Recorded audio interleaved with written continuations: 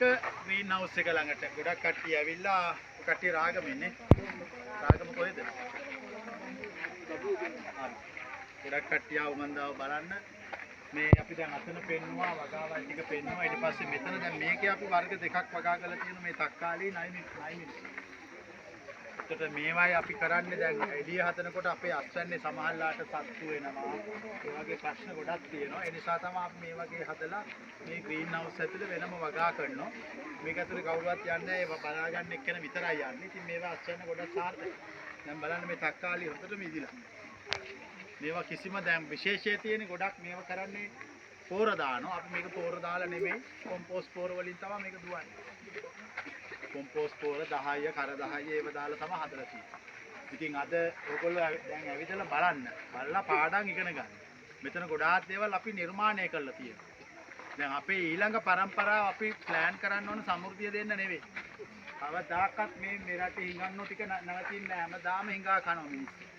දැන් මම දැක්ක වාර්තාවක් තියෙනවා ලංකාවේ 5න් එකකට කන්නේ නැහැ කියලා. මම ඇත්ත වාර්තාව කියන්නේ.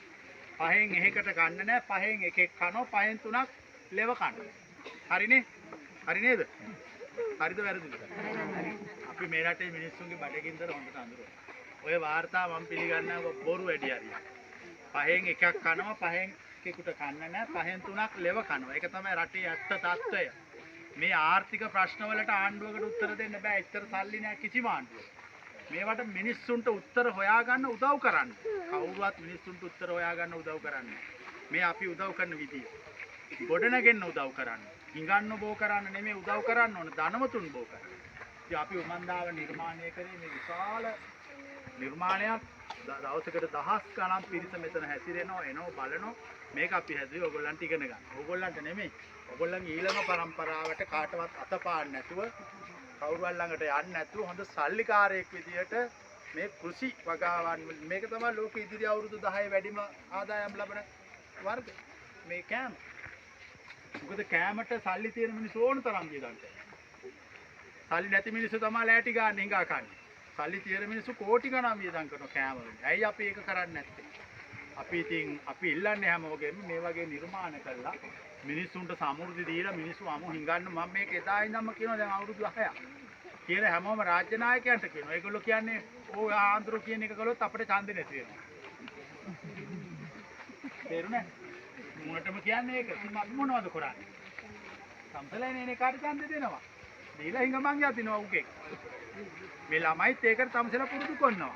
මම කියන්නේ මේ කෘෂි රාජ්‍යයක් බිහි කරන්න අපි කටයුතු කළ යුතුයි. ඒ කෘෂි රාජ්‍ය ඔස්සේ ව්‍යවසායික රාජ්‍යයක් දක්වා අපි ගමන් කළ යුතුයි. ඒකට ජාති ආගම් කුල ભેද තියාගන්න නරකයි. අපි ඉල්ලන්නේ හැමෝගෙම ඔන්න බලන්නයි මිරිස්. පෙන්වන්න ඉස්සෙල්. මේ දැන් මේ අපි කතා කරනත් කැඩුවේ. මේ බලන්න.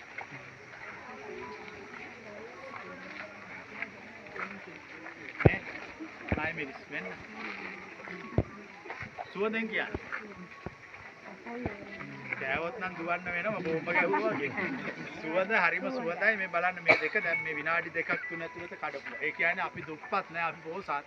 අපි විහිං හිතලා දුප්පත් වෙච්ච જાතිය. බලලා යන්න.